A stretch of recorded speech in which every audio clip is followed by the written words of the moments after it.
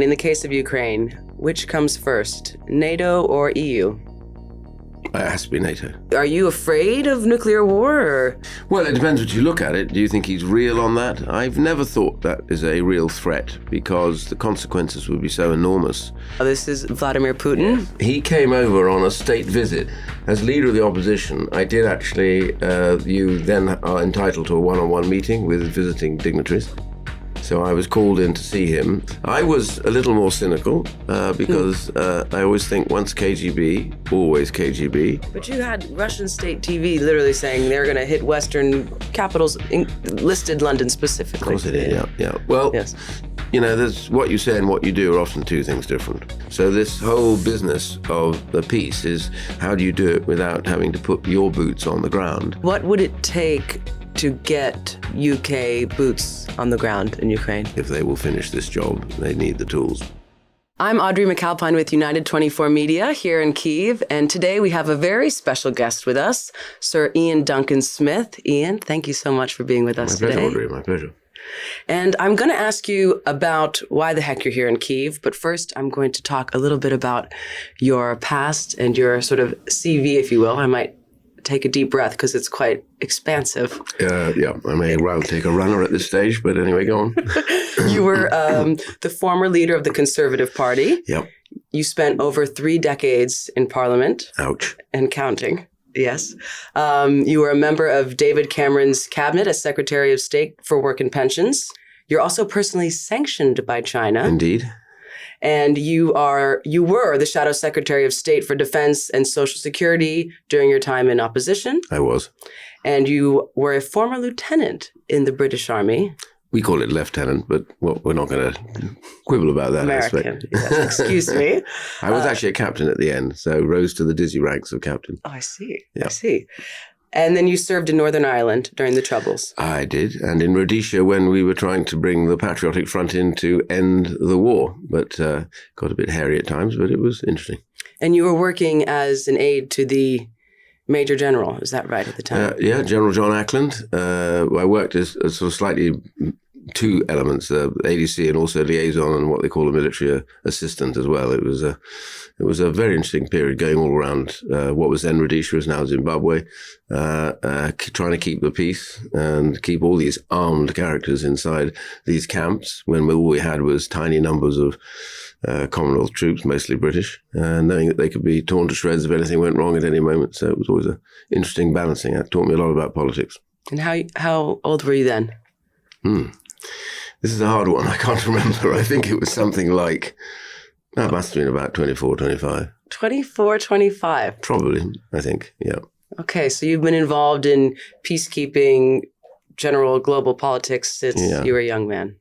Yes, yeah. Northern Ireland was a funny kind of thing. To be peacekeeping inside your own country is peculiar to be the army on the ground.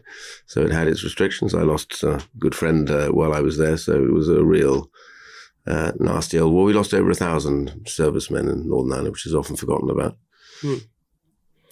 Well, we're going to get into why you're here in Kyiv with us right now. Indeed. But first, I'm going to ask you a couple of sort of just, the pressing topics of the day, just a bit of either or, and you just choose which one comes to mind.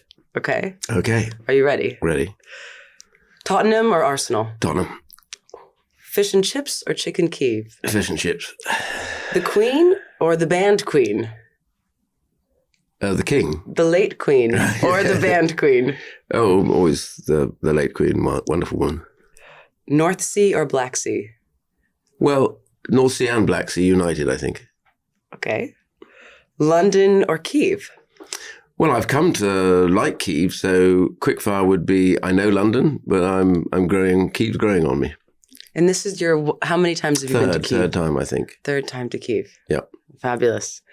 Challenger tank or Abrams tank? Challenger. I see. It makes sense. I won't take offense. Churchill or Thatcher? Tough Both. one. Both. They're both remarkable people. Bestrode their time in office like Colossus. And she was no exception to that. Remarkable woman. I got to know her quite well. For Ukraine, in the case of Ukraine, which comes first, NATO or EU? It has to be NATO. But EU is important in this future development. And yes or no, peace through strength? Always. And you cannot have peace without justice. A peace without justice is an unstable peace that will end quickly. And therefore, that's what I say to any legislator. Don't ask for peace. You need to have peace with justice. Fabulous. I think most Ukrainians would also echo that sentiment. So we talked a little bit about your past. We've talked now about how you feel about some of the pressing issues of this day. But I want to know about some of the people that you've met through your time in politics. And I have one person I'm very curious about, and you have some explaining to do with this one.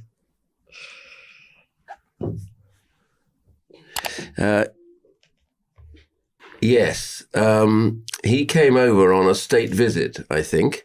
And this is, just so you know, this is Vladimir Putin? Yes, Vladimir Putin and came over. He was quite new into post at that stage. I mean, he hadn't been around a long time, and there was lots of potential promise. We were told about how he would be okay. But I, as leader of the opposition, I did actually, you then are entitled to a one-on-one meeting with visiting dignitaries. Really? So I was called in to see him. I must have gone to the state banquet if there was a state banquet later. Getting into that terribly starched stuff. But I've just, the photograph now brings it back to me. Actually, he was quite evasive during the discussion, I have to tell you. You couldn't really tie him down, but he had a set of lines that he obviously thought would satisfy sort of democracies and things, and he trotted those out. But it was early on. There was no indication at that stage of where we were going with this. And was he speaking in English?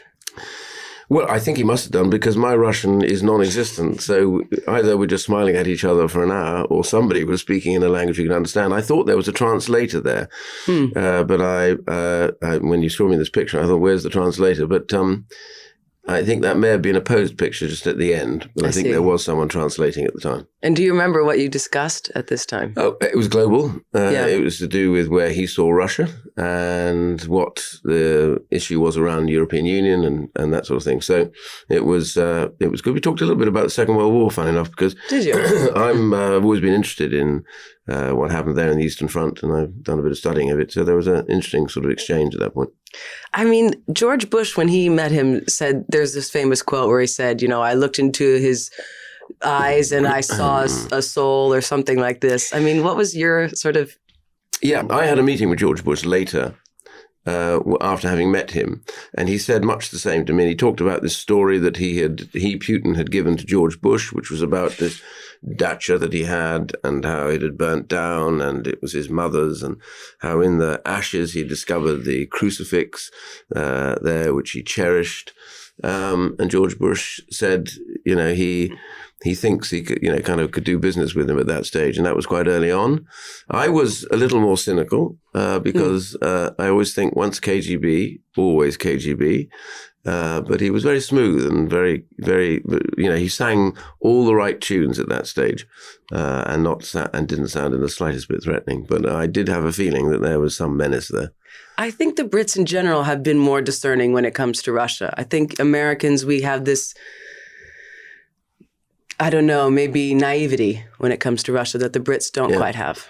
I think it was more a case of wanting it to be so. So it was the triumph of hope over experience. And I tend to be a little more cynical in these sort of meetings and take the view that somebody has to prove that the hope exists rather than you just laying your policy around hope. Better always to go with experience. So people really were hopeful then. I mean, this was quite early on, as you said. And people were thinking that post-Soviet Union, this could be this new leader, that we could have good relations with Russia. So there was no indication really at this point, you didn't feel. Well, you remember he was coming in at a time when there had been quite a lot of chaos post the collapse of the Berlin Wall. The Cold War was over. Then there was a certain amount of chaos. Russia got into economic difficulty.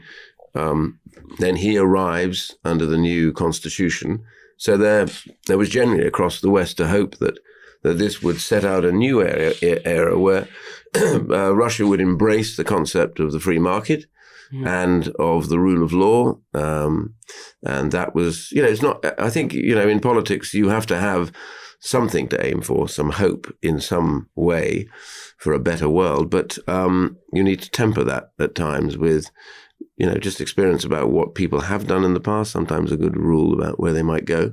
He had said in the past that he was angry about the settlement and the way that Russia had been treated, and the independence movements taking place in all those states that were once the Soviet Union. So there was a certain amount of evidence that he wasn't quite what we hoped he would be. But as I say, you needed to look into the crystal ball, and people couldn't see it. Sure. Now, when we introduced you today, I introduced you as Sir Iain Duncan Smith, which means that you are a knight. Yes, a knight of the realm. A knight of the realm. Yes. And this is our next picture here. Oh, no, not this one. This one. Yes. Is this you becoming a knight of the realm? Officially, yes, although I was earlier on, but this is the ceremony that the king, or would have been the queen when I first got knighted. But COVID meant that we were delayed for about a year and a half, nearly 2 years before we actually were allowed to go in. Is that so? So this was during COVID? No, this is after COVID. This after is COVID. when they were now catching up. And this is rather nicely in Windsor Castle, which is a much nicer place to go than Buckingham Palace. We had a little conversation on the side. Well, it's a little bit, all the rooms are just a little bit smaller, which is nicer. And it's got a sort of, it's got a warmer feel to it, I think, sometimes than Buckingham Palace has, which is grander. But Windsor Castle's got all the history, of course. And so you've met both King Charles, of course, here, and you've met the Queen, I imagine. I did on a number of occasions. When I first became leader of the opposition, you had to go through. I was made a Privy Councillor I hadn't been in government prior to that. So I had to become a Privy Councillor, which is you swear an oath of allegiance to her as a person, as opposed to the allegiance that we have to the Crown in general. You swear it to her to uphold and protect her. And then you have to kiss her ring. Kiss the ring, quite literally. Yeah. Okay. And then you become a member of the Privy Council, so you swear a separate oath. So I'd met her on a number of occasions. I met him in the course of my time as leader, and also subsequently when I was Secretary of State. And then you've met another sort of queen, or at least among conservatives, she's quite a queen, and that's Miss Thatcher. And she endorsed you, did she not? She always had impeccable judgment. What can I say? I wouldn't deny it. No, of course not. She was great, a remarkable woman. Even then, when she was getting on a bit and suffering a few things, What's going on in this picture here? Are you guys? Are you playing? Are you playing like billiards? She joined us for the shadow cabinet meeting. Okay.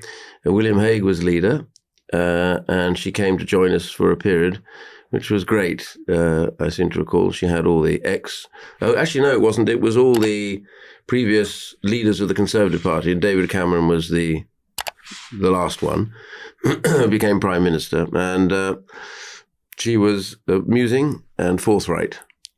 And I can retail one story that she told to somebody about the Maastricht Treaty when we were busy voting for or against it. I was rebelling at that time, not long after I came into politics. You rebelling, this is... it was one of many, let's be fair. And she said to somebody who was very close to her, when he had said he couldn't make his mind up, she withered him with a remark that said, "The trouble with you," she said, "is that your spine doesn't meet your brain." Ooh. I know, he left 2.5 inches insult. high. It was a very strong insult. She could be like that if she disagreed with you. Was she ever like that with you? In private or No, I in don't public? remember her get quite so withering, but there were times when she didn't agree with you and she would tell you straight off. She didn't believe in wasting time in niceties, which made her a really rather remarkable and a very good person to have in a room. And she would very quickly get to the nub of the issue, very quickly. She had a very, very keen eye for detail. I mean, there were a legion of stories that they would have a box for her in the evening, and she would be quite full with lots of papers from different cabinet ministers, etc., which is normal for a prime minister. And what would come back would be this spidery handwriting in red ink with bits crossed out. And if you then went in to see her afterwards about the paper you brought forward, yes, she would tear it apart with you. She would know every single facet of it. She would not have forgotten a single sentence or a paragraph. If you didn't know what was written there, she would literally tear you apart. Ooh. So, but if you stood your ground and you knew your subject, then you got her approval. She was remarkable in that sense. She didn't dwell on niceties or small talk. She didn't mince words. It doesn't. Not really. No, she knew her stuff. A remarkable woman in many senses. And first of all, to be a woman as a leader of probably the oldest political party in the West, Western world, and one that had a deep history. For her to be the first woman prime minister of one of the significant states in the world was really quite an achievement for her. Yeah. And to stay there for that time, you have to admire her in many, many ways. So you've worked with a couple different leaders here. Yeah. Including who in Ukraine is quite big, Mr. Boris. You guys have worked obviously very closely together. This is you guys in Chingford. This is during the election, which was a horrible election because it was literally in November, December, and it was freezing cold, really wet. And Boris was en route somewhere else. And I said, do me a favor, Boris, come and just glad hand my supporters because they've been out on the road knocking on doors and seeing people and they'd love to see you. Yeah. And he said he would. And then there was a huge turnout.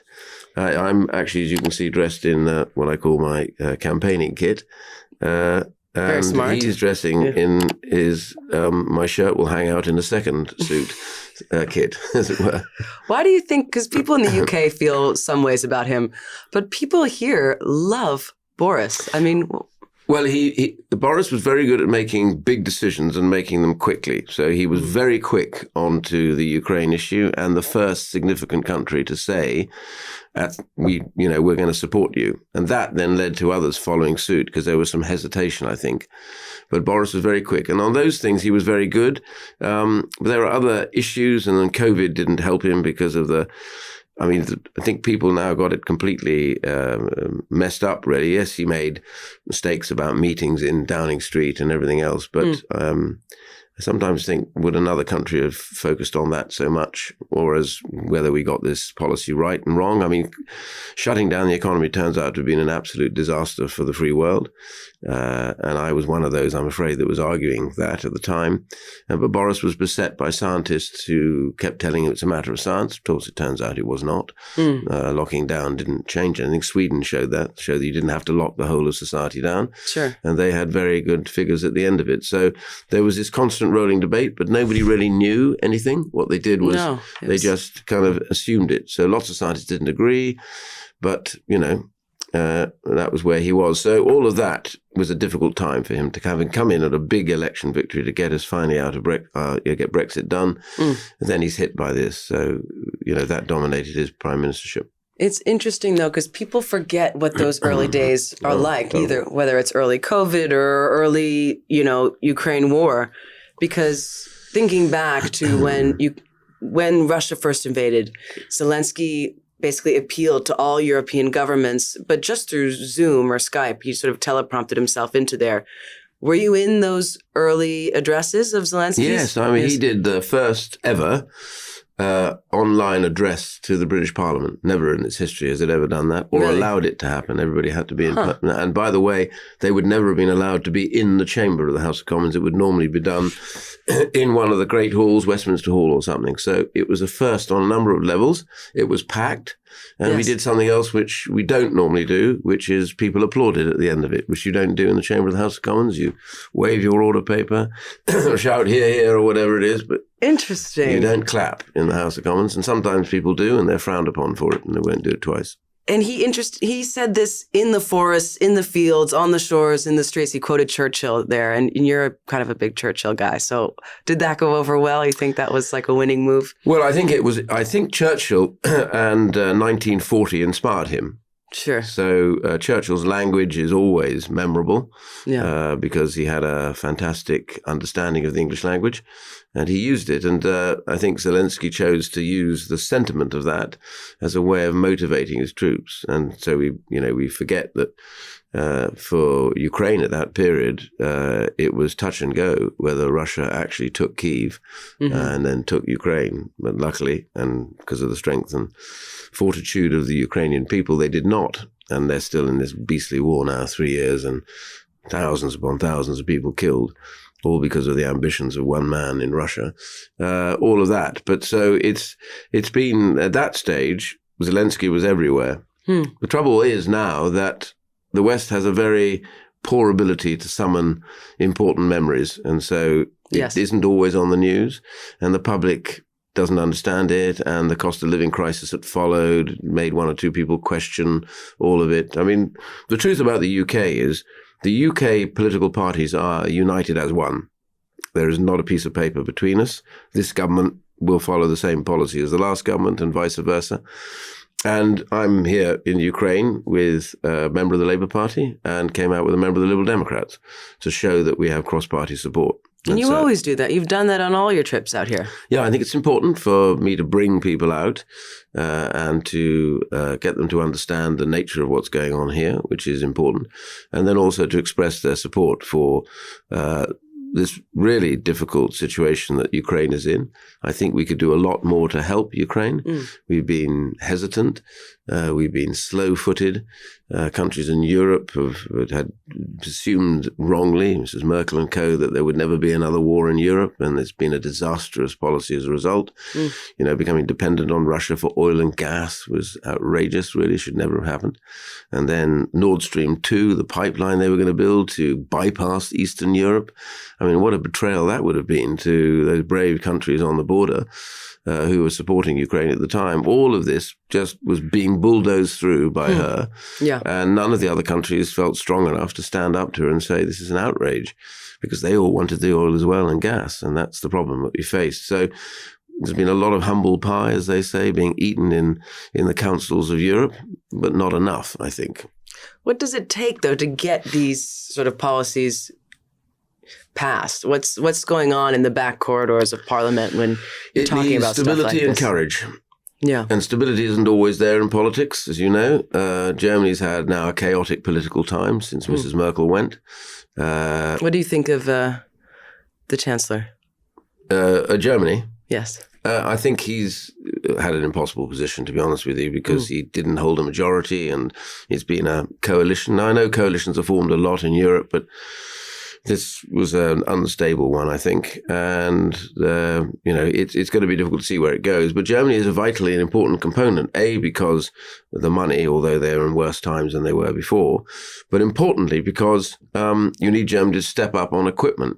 And they were quite slow, and they've been quite restrictive on usage of some of their weapons.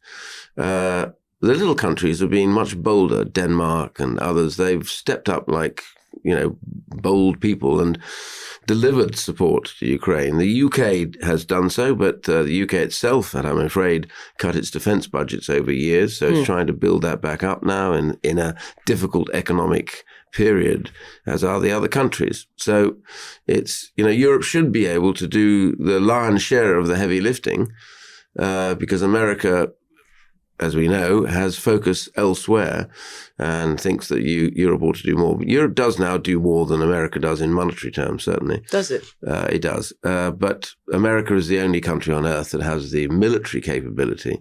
That is what really Ukraine needs. And it's that bit which sent me to Washington a year ago in December to persuade them to pass the bill, the Republicans to vote for it, which we did.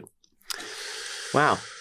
Well, I think so you're working in the UK and you're working in the US. Yes, to get I set up a support. global organization called the Interparliamentary Alliance on China, so I'm constantly involved talking to people. We have parliamentarians in 40 countries now in support of us, worried about the rise of China, which I'm sure we may get onto, but we may not. Now, in terms of, we're talking about weapons, I mean, long-range weapons, that was a huge discussion in the fall. And I believe that the UK sort of gave the green light for them to use these long-range weapons to strike within Russia. Is that the case? What did that look like? What were discussions like? Well, I think it was a huge mistake on President Biden's part to not allow ATACMS, which is their long-range missile, to be used outside of the borders of Ukraine. And it's like asking a boxer to go into the ring when already the other boxer is that bit bigger than you, but with one arm tied behind their back in the hope that nobody notices. And that is exactly what fearful countries in the West, particularly America, did to Ukraine. So in a critical period in the first 2 years, Ukraine should have and could have been much, much stronger. And that was a period when he really wanted to knock Russia back because Russia had stumbled in its first period of invasion. And Ukraine just didn't get the weapons and wasn't allowed to use them in the way that they would have done. I mean, people say, well, what the hell does a missile matter? I said, it matters because you attack the supply depots that lie behind the lines. And as somebody who had been in the army before, you know that the key to the front line is they use up an awful lot of munitions. They need food. They need constant resupply. So if you push their depots further and further away from the front line, then it makes it longer and harder and opens up the supply lines to other attack. So it's strategically vital that you don't let them get away with very, very close supply lines, which are mostly just on the border or outside of Ukraine. And that's critical. So not being able to do that has meant that Russia's always been able to supply its troops very much quicker than Ukraine does. And did people in Parliament understand that in the early days? I mean, of course, again, we have to reimagine ourselves back in those times. But, at the very beginning, people were just giving helmets. And then there was a big thing about giving tanks and so on and so forth. I mean, do you think people in Parliament understood the necessity of giving long-range weapons? Or do you think that it was just politics? Some did. You have an understanding of these things in military terms. But the key thing was there's that lovely speech, talking about Churchill earlier on. Churchill gets his wonderful letter in 1941 before America joins the war and Roosevelt's trying to get them across the line, but they don't want to come in. And he writes a letter to Churchill by hand, which he gives to his recent opponent. I think the third time he was elected, and he gives it to him who's come across to London during the war. And it's got a lovely handwritten quote from Longfellow's poem, which is about the building of the state, which calls the Union. And that was interesting because he basically, at the end of that speech, his message back to Roosevelt was, give us the tools and we will finish the job. And he was desperate for equipment. We were running out, factories were being bombed all the time, a bit like Ukraine is at the moment. And that message led to the Lease Lend Act, in which America started shipping sort of destroyers, although they weren't the greatest destroyers in the world, it has to be said, and they were probably going to the knacker's yard directly afterwards, but we managed to get them up. So the convoys.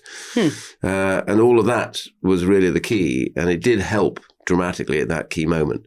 So that is the message, really, that Ukraine has constantly needed to send to the West.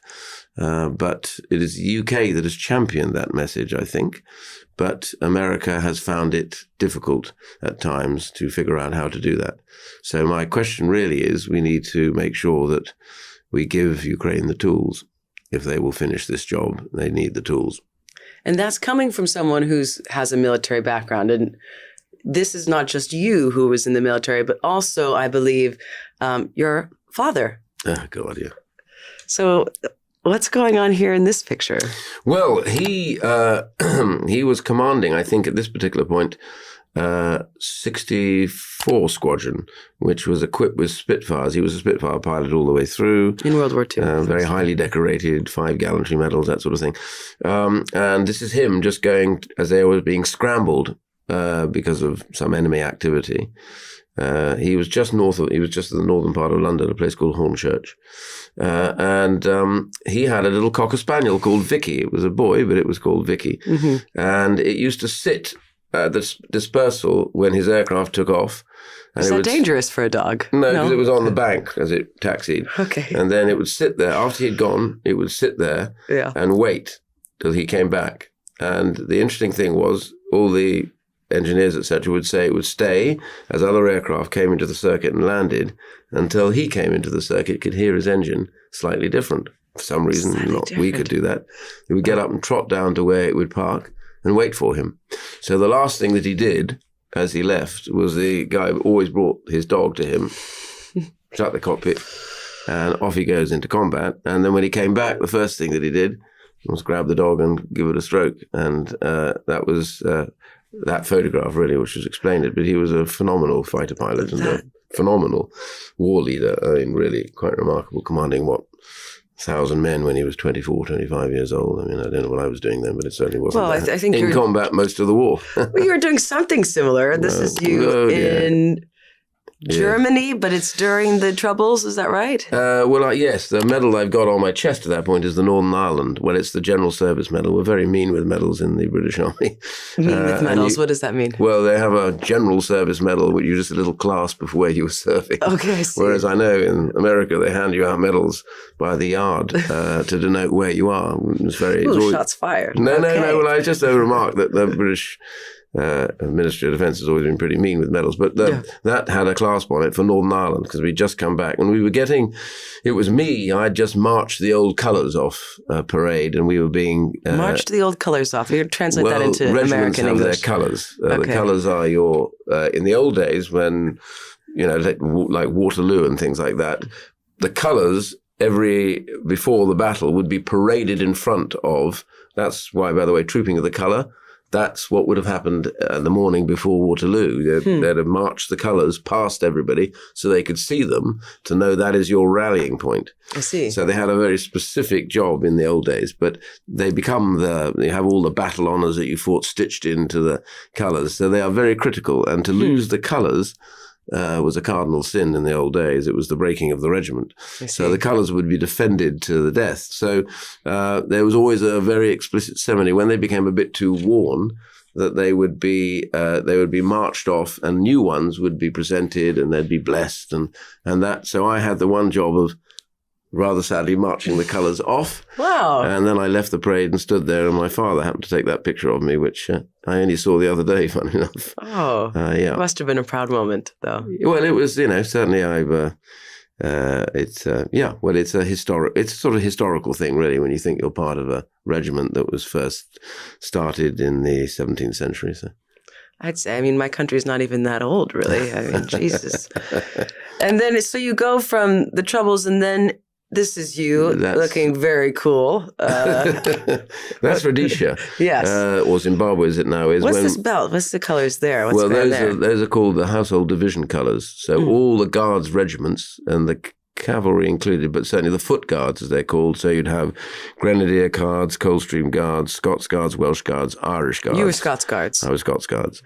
And they all shared that same belt of colours. Now, if you look at it carefully, that belt is, in fact, people will recognise it as it's the saddle belt, really. So if you put a saddle on a horse, it has this double strap, which you then tie to keep the saddle tight. So Queen Victoria had those colours for her racing team. Okay. And when the guards said, we need colours, yes, she said, you have my racing colours. Very generous of her. Unique. And so that's why the belt has two straps. It's almost like the color of your tie right now. That is, in fact, a guard's tie. Is it? It's the only one I brought with me, I'm afraid. I'm sorry. So that would be known as the guard's tie. Those are the guard's colours. And you would wear them, times like that if you were in fatigues, or that, in fact, was the remaining jungle colours that we use. That's long since not in service, but we wore those while we were out there. The Commonwealth Force went out there to bring the Lancaster House Agreement in, which was the settlement on Rhodesia that became Zimbabwe. It's such a stunningly beautiful country, and it's sad to see the state that it's in today because it used to be the breadbasket of southern Africa and produced phenomenal amounts of food, but it doesn't do that anymore because the farms have been devastated, which is a pity. And you were overseeing peacekeepers there as well, right? We had peacekeepers, and the trick was, as we brought the Patriotic Front in, various two different types. One camp I went to that had some Irish Guardsmen in it. They had 50 Irish Guardsmen, and there were 5,000 Patriotic Front, all armed to the teeth in the camps. So tense. It would have been tense, and they had to be paraded every day, and they had to check where they'd left. But quite interestingly, the commander of the Irish Guards detachment realized very quickly that they couldn't stop anything happening by force. So he took all the weapons off his troops and locked them up. And he said, the only way we will survive here is if we make friends with those here and they trust us, which is what they duly did. And they walked around without weapons, which was a big surprise. Interesting. To the Patriotic Front. You couldn't understand that because the only people they'd seen at that stage, would have been Rhodesian forces who would have been carrying weapons. So that I thought it rather marked out how the British would think of something like that, to do that like that, because the threat then gets diminished and you have to hope and rely that you succeed in your, which they duly did. But it was, there were one or two hairy moments, as they say. I mean, thinking about how peace was achieved there, what do you think about looking at Ukraine and Russia? There's talks, Zelensky was just at Davos recently and said that, you know, Ukraine would need something like 200,000 peacekeepers from Europe if they were to go down that route. What do you think? Well, I think sometimes we try and get the cart before the horse. I mean, the fact is you don't have peace. And what would that peace consist of? Would it be an imposed peace?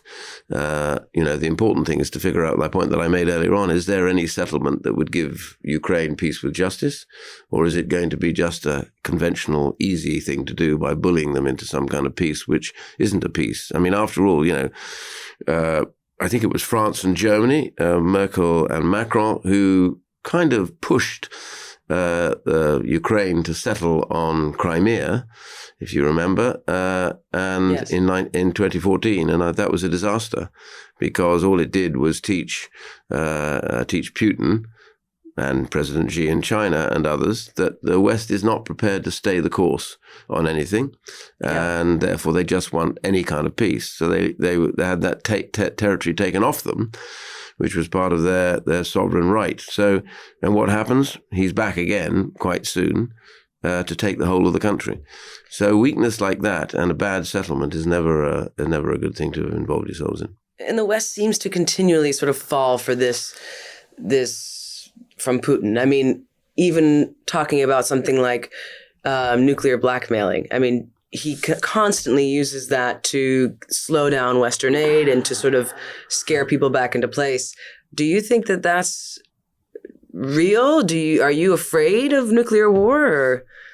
Well, it depends what you look at it. Do you think he's real on that? I've never thought that is a real threat, because the consequences would be so enormous that it's not in the interests of Russia. You had Russian state TV literally saying they're going to hit Western capitals, listed London specifically. Of course it is, yeah. Well, yes.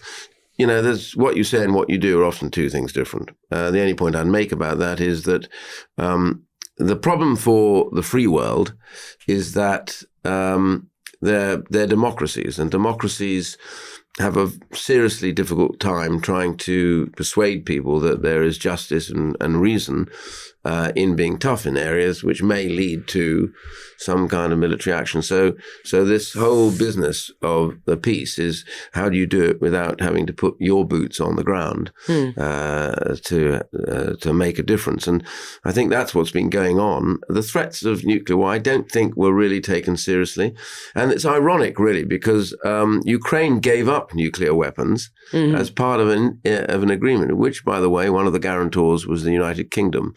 But those guarantees have stood for nothing when the war came, because Putin postures with his nuclear weapons, but you could have argued that he wouldn't have postured if Ukraine had nuclear weapons. So I'm not arguing for them to have nuclear weapons. I'm just simply saying they trusted the wider free world to have guaranteed them, and they haven't stepped up to those guarantees. So there is some issues. I keep coming back, peace with justice. Taking off their nuclear weapons was great, but it did leave them rather exposed, and that exposure wasn't guaranteed to be protected by the Western powers. I mean, what would it take to get UK boots on the ground in Ukraine?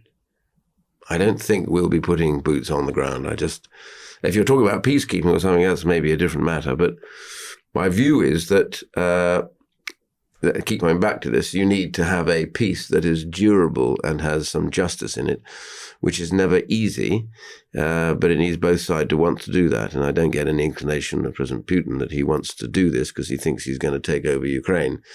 And so we now wait carefully for President Trump to indicate where he's going. I have a sense of where he might go, but the important thing is that he comes to the conclusion. And that's the one thing that President Xi in China, which is a really powerful country and very worrying, or Putin, where he is now, it's where will Trump go with this? And that, I think, will be an important feature.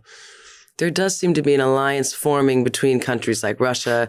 I mean, they signed a protection pact with Iran and North Korea.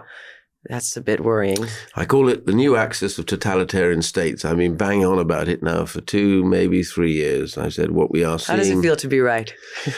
Well, I don't know. Nobody else seems to think so. But, I've been banging on about it for some time to say that we have to be careful now because nothing is done now haphazardly or by individuals. It's coordinated. So I argued, for example, that at a time when Russia was under pressure, things hadn't gone right, and the Ukraine was wanting to mount some kind of offensive.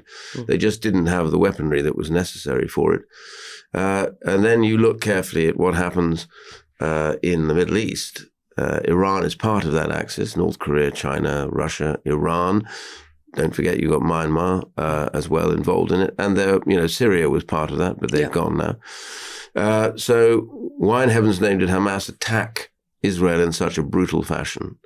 Up until then, they'd never quite done it on the scale they did it, and I still remain convinced that they did it because it was to provoke Israel, and thus take the attention of the United States away from Ukraine, which it duly did.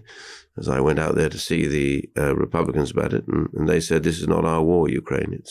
It's Taiwan and the Middle East and the survival of Israel." And so these things are not by accident because Iran was working through proxies, and they're the ones that order the shots with the proxies. And it was successful because it did exactly that. Although now you can see that Israel was tough on it. That's interesting that Republicans say it's not their war because, all through the 90s and the early 2000s, it was Bush who first proposed that Ukraine even join NATO. So I'm curious, how can Republicans be sort of led to, the trough in terms of supporting Ukraine? I mean, well, let's not get it wrong. America has stepped up and done a lot of support. So I'm by no means critical of America for doing that. The bill that was going through at the time, not this year, but December of 23, had been stopped for some time. And it wasn't a perfect bill.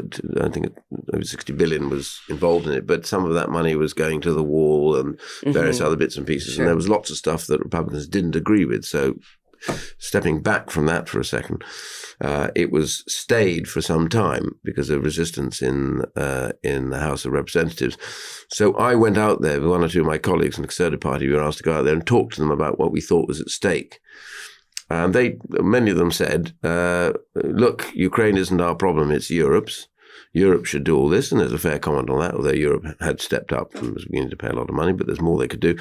But the point they made was our issues are what's happening in Palestine, in Israel, and Taiwan, and the threat by China to take Taiwan. And they said, Ukraine is your war, it's Europe's war. I did actually then point out to them that this, in fact, is the wrong way to look at it. You should look at the axis of totalitarian states that has been forming in front of us and know that all of these things are coordinated. And therefore, this is coordinated to take the pressure off Russia, which it duly will do. And I said, you should see this in strategic terms. In strategic terms, the real power you have to look at is China. And China calls the shots now in that axis. They have the money. And they make us dependent on them for our products. We've been rather stupid about that. We've not really thought it carefully through. So China itself is very strong in the support for Russia and has been very close to Iran. You can see the strings that travel from Beijing outwards. And my point is, look at it like that and then ask yourself the question, what if Ukraine goes down? What happens next? Taiwan is next. And they will be emboldened by our failure to defend any kind of democracy, any kind of rational country that wishes to be a member of the free world. We abandon them or we don't do enough. And that is like repeating history in the 1930s. And if we want to do that, then the victor isn't just Russia, but it is ultimately China. And I think China poses the most significant threat that we've seen since the Cold War. And now you're personally sanctioned by China. Yeah. You are in charge of or the committee that is involved with sanctions, correct? Well, I'm chairing of an all-party parliamentary group on Yes. Magnitsky sanctions. Okay, which are explained Bill to us. Browder was involved in as well. Yes. So Magnitsky sanctions were passed because of his lawyer Magnitsky, who was arrested in Russia. He had fled and was tortured and died in prison. And Bill started this idea that, in fact, what we do get wrong with sanctions is we make big sanctions. But he said, the way to do this, and he's right, is to go after people as individuals, so they can't hide behind government policy. If they were responsible for that, then you go after them as individuals and you sanction them, which is very difficult then, because lots of these oligarchs and potentates and people, they love to come to Western markets and shop in the smart, shops in the very smart cities and enjoy their nightclubs and all their other stuff that they do in expensive hotels. But if they're sanctioned, they can't do that. And that hurts. And the second thing it does is it means that they then start maybe saying to others, well, we don't really want this, do we? Why are we doing this? Why do I have to have the sanctions on me? So sanctioning individuals has an effect, and it's been demonstrated to do so. But we don't do enough of it. Yeah. So I would be very keen for us to be sanctioning a lot more people from different states that we think are a bit too authoritarian. Anyone in particular? I'm not going to name names, but there's a lot of people we will get to. And I think whilst we've sanctioned lots of people as a result of the invasion, there's still many more that are kicking around and evading sanctions like mad. And there are other countries too that do brutal things. And I think it's time for us to face up to the fact that you need to deal with them. So you're here in Ukraine. Indeed. Why are you here? Well, come and do this interview, I think. Wasn't that the whole plan? No, I'm here because I want to understand better where Ukraine is, what's happening, what Ukraine needs to go and ask for that, and to get a sense of where Ukraine is in terms of the war, and then try and take that back. And I brought two other members of parliament from two different parties. I've done that before, and I think that's important. And try and remind Parliament that this is a war on our doorstep, and the outcome of which will affect our lives for years to come. Now, the first time you came here, you and I went on a very interesting trip. Oh, yeah. I was lucky enough to go on it with you. And we traveled in these. We did. They're Canadian vehicles that were loaned to the Ukrainian army because they thought it would be a good way to test them. Really? These are armored personnel carriers. So basically, when you're in them, what can't hit you? Generally, they're quite good against small arms fire. Yeah. But I wouldn't like to be hit by a rocket or an artillery shell. No, probably not. And you were wearing body armor, as I recall. It was my first time wearing body armor. And I've worn it a few times since for a couple of United 24 reports. But I think I have a picture of you in the body armor. You haven't got it here. I do. I have it here, but I have it. Well, we were just about 2.5 kilometers from the Russian border. Yeah, we were, exactly right, yeah. We'd gone to visit that area, and we went to the villages that had been vacated by the Russians, and I have to tell you, it had a really big effect on me. Yeah. I mean, the devastation they wrought and left behind, and I was told that the bodies were littered all over the places that we had been to. They'd been cleared up by then, but the places were still worryingly mined. And these are not wealthy towns, by the way, compared to the West. These are very poor villages. Yeah. But when the Russians ransacked them, many of them were Eastern Russian troops. And these were wealthy villages for them. And they took all sorts of stuff out, which was terrible, really. So it's appalling.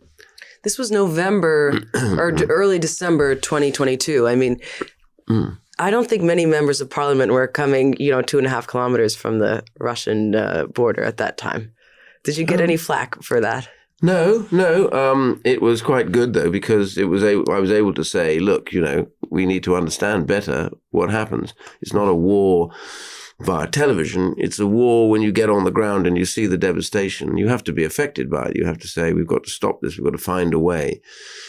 War is bad and terrible at the best of times. Anybody who's ever served knows that war is the last thing you ever wish on anybody, because those who are innocents get killed possibly more than those who are combatants. So walking around there was really a moment for me when I saw the way they'd left those towns and villages and realized that actually Russia was behaving in a bestial manner. And this was the picture of us. There she is. And there is, I mean, you can see church a sniper. Got a hole. Why do you fire at churches? What is that all about? Yeah. So these are the wonderful people from, as you were one of them, from what was then Siobhan's Trust, has now become to Helpful.